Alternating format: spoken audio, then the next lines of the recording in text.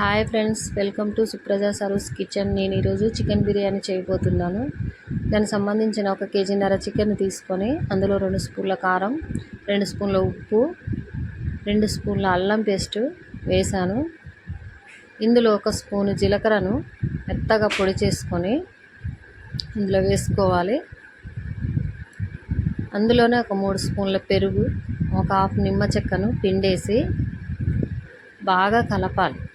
ప్రతి ఒక్క పీస్కి మంచిగా పట్టేలాగా మసాజ్ చేస్తూ ఇలా బాగా కలుపుకోవాలి.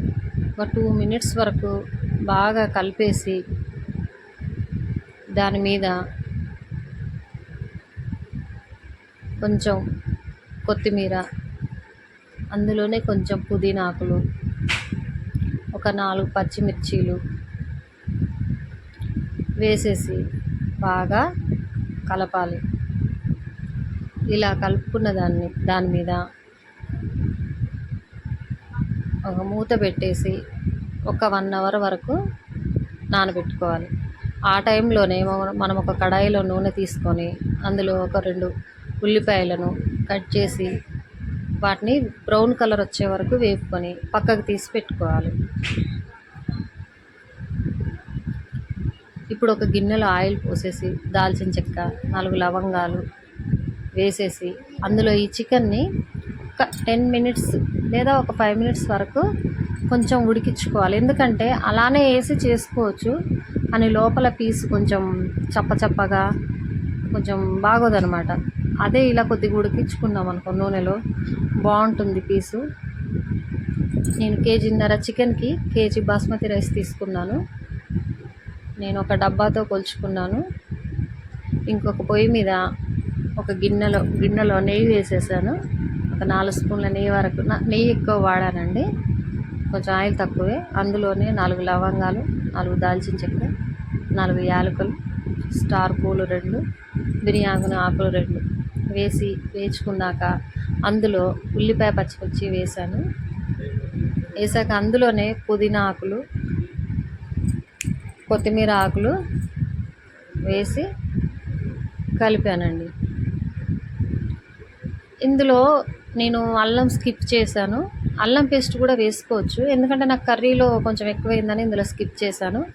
ఇందులోనే ఒక 4 డబ్బాల వాటర్ పోసాను, ఎసరు అంటే ఒక డబ్బాకు వచ్చి 2 డబ్బాల లెక్కన. ఇందులో కొంచెం ఉప్పు వేసాను. ఇది మరిగే లోపు నేను పక్కన స్టవ్ మీద పెట్టిన కర్రీ చూస్తున్నాను. ఇది కొంచెం ఉడికింది, ఒక 10 మినిట్స్ అయింది. ఇంతలోకి ఇక్కడ పెట్టిన ఎసరు కూడా మరుగుతుంది. మరిగిపోయిందండి. నేను బియ్యం కడుక్కొని పెట్టుకున్నాను.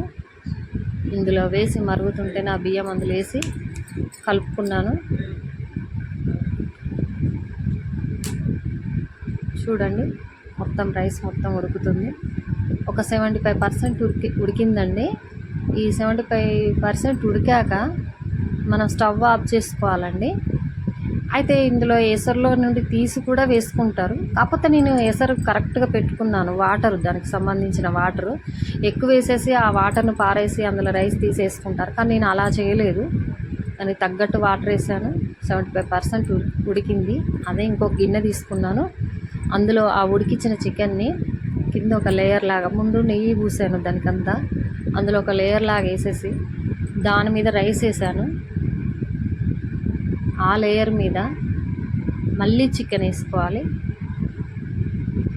ఇది వేసుకున్నాక మళ్ళీ రైస్ వేసాను. ఇట్లా 2 లేయర్స్ వచ్చాయి. మొత్తం రైస్ మొత్తం కొంచెం వాటర్ ఉందండి. 75% అంటే ఇంకా 25% వాటర్ ఉంది. ఆ వాటర్తోనే వేసాను. వాటర్ చాలా పోసేసి వాటర్ పాడేసుకొని రైస్ ఇందులో వేసుకునేలాగైతే నేను చేయట్లేదు.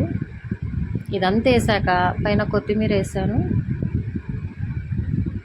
మనం వేపి పెట్టుకున్న బ్రౌన్ కలర్లో వచ్చిన ఉల్లిపాయలు ఉన్నాయి కదా, అవి వేసాను.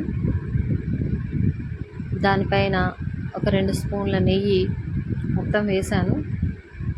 వేసాక దీని మీద మూత పెట్టేసండి. ఆ ఎసరు బయటికి పోకుండా పిండిని కలుపుకొని దాని చుట్టూ దాని ఆవిరి అనేది బయటికి పోకుండా మొత్తం కవర్ చేశాను. ఆవిరి అసలు బయటికి పోవద్దు, ఆ ఆవిరితోటే ఉడికిపోద్ది అన్నమాట. ఆవిరితోటే మొత్తం ఉడికిపోద్ది. దాన్ని తీసుకెళ్ళి స్టవ్ మీద పెట్టేసి మీడియం ఫ్లేమ్లో ఒక 5 మినిట్స్ మీడియం ఫ్లేమ్లో 5 మినిట్స్ అయిపోయాక స్లో ఫ్లేమ్లో మినిమం 20 మినిట్స్ ఉంచాలండి. 20 మినిట్స్ తర్వాత చికెన్ బిర్యానీ రెడీ. చూడండి చికెన్ బిర్యానీ ఎంత బాగా వచ్చింది, చాలా బాగా వచ్చింది. మనం వేసేసి దాన్ని వేస్ట్ చేసేసి అందులో రైస్ తీసి అవసరం లేదు. కాకపోతే మనం కరెక్ట్ క్వాంటిటీతో వాటర్ తీసుకుంటే కరెక్ట్గా వస్తుంది. చూడండి ఎంత బాగుందో రైస్, చాలా మంచి టేస్ట్ వచ్చిందండి. నేను ఎక్కువ మసాలా కూడా వాడలేదు, చాలా బాగుంది, చాలా టేస్టీగా ఉంది. మీకు కనుక నా వీడియో నచ్చితే లైక్ చేసి, షేర్ చేసి, సబ్స్క్రైబ్ చేయండి.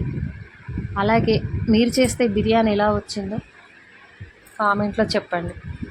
Thanks for watching.